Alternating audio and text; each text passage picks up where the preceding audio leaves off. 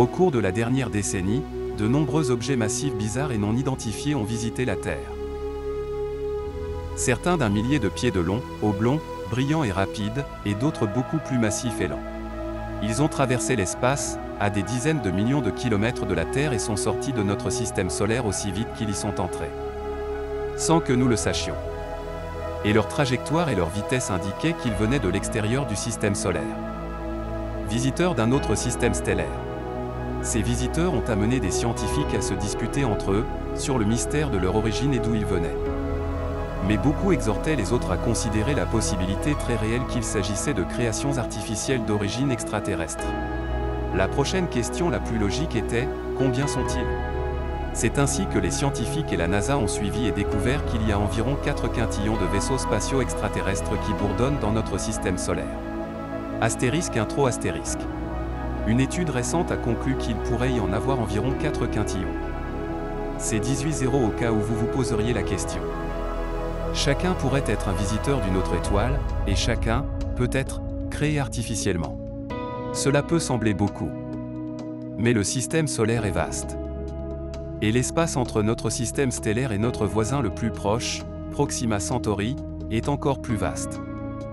En fait, trouver l'un de ces 4 quintillons d'objets mystérieux possibles pour une inspection plus approfondie serait vraiment difficile. Pour être clair, l'étude ne prétend pas qu'il y a des quintillons d'engins extraterrestres qui tournent autour de notre coin de la Voie lactée. Après tout, même Avilob n'a jamais dit que Oumuamua est définitivement une sonde robotique ou un engin avec équipage, c'est qu'il y a une possibilité. Les scientifiques ont commencé par tous les objets que les astronomes ont détectés et qui sont venus de l'extérieur du système solaire. Ce sont des structures qui pourraient provenir d'une civilisation extraterrestre voisine au-delà de la vue de nos sondes et télescopes. L'un de ces objets était un objet étrange massif de 75 miles de large repéré à l'approche des régions extérieures de notre système solaire. Tout a commencé lorsque les astronomes ont passé au crible les données du Dark Energy Survey, et ils sont tombés sur quelque chose de choquant et d'inattendu. La découverte a rapidement provoqué des vagues d'excitation et de curiosité au sein de la communauté scientifique planétaire car l'objet est d'une taille inhabituellement grande et d'une origine anormale. Les premières études et estimations suggèrent qu'il mesure jusqu'à 75 miles de diamètre, ce qui signifie qu'il était bien plus massif que l'Oumuamua. Pour référence, l'astéroïde qui a tué les dinosaures mesurait à peu près 6000 de diamètre. C'est en fait la taille de l'arme galactique la plus puissante de l'Empire, la redoutable étoile de la mort. L'objet s'approchait de notre système solaire depuis le nuage d'or, une immense région entourant le Soleil qui commence bien au-delà de l'orbite de Neptune, où aucun objet fabriqué par l'homme n'a encore pu être observé correctement. On croyait que l'étude de l'objet mystérieux aidait à tout changer pour les astronomes et l'astronomie, c'est le moins qu'on puisse dire.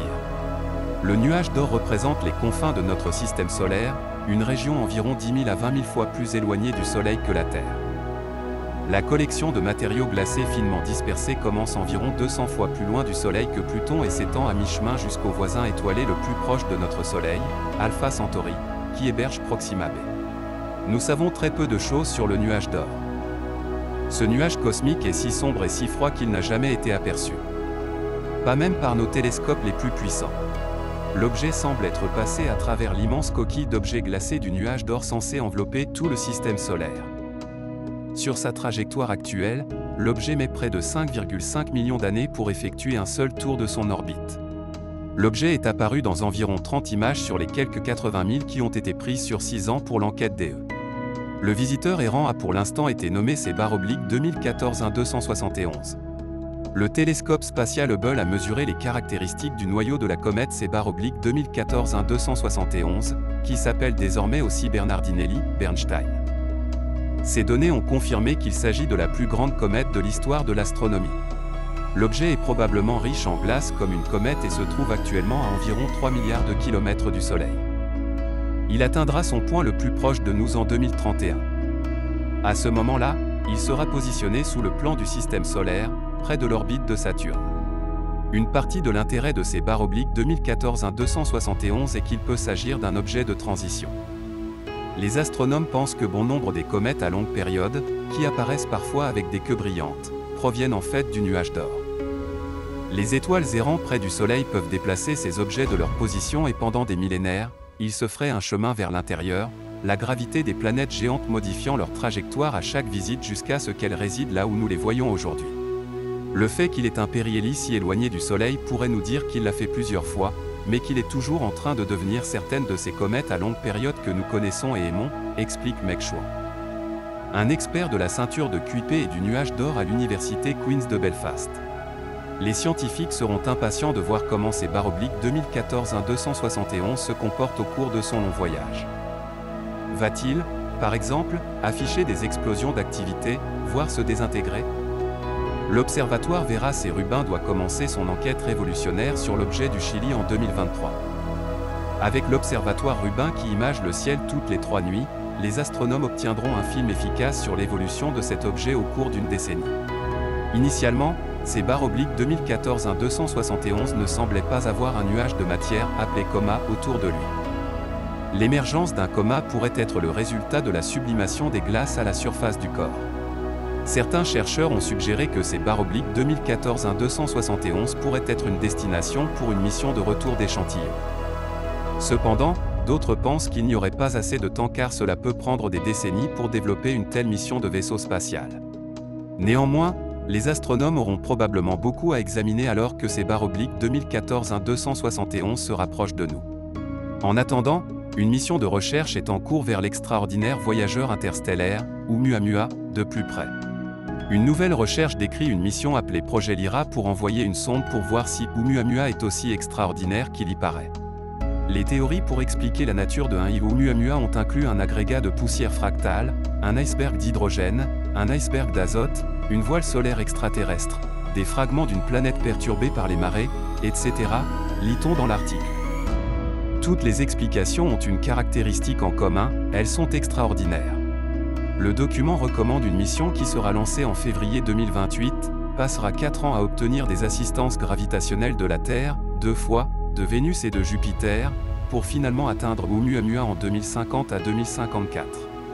Ce n'est pas la première tentative de tracer un parcours pour Oumuamua, bien que la plupart des autres tentatives aient eu recours à l'utilisation d'une manœuvre ouverte autour du Soleil. Cette tactique voit un vaisseau spatial tomber dans un puits gravitationnel et, pendant qu'il tombe, utiliser ses moteurs pour ajouter plus d'accélération. Son inconvénient est qu'un bouclier massif serait nécessaire pour protéger une sonde contre le Soleil. Au lieu de cela, le projet Lyra utilise une manœuvre ouverte autour de Jupiter. La mission ressemblerait beaucoup plus aux missions interplanétaires existantes, lit-on dans le journal. L'inconvénient est que les possibilités de lancement sont très limitées. L'autre option, bien sûr, est d'attendre qu'un autre objet comme Oumuamua arrive et de visiter celui-ci à la place.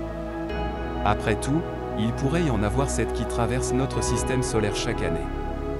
Il se pourrait même que la plupart des comètes proviennent d'autres systèmes stellaires.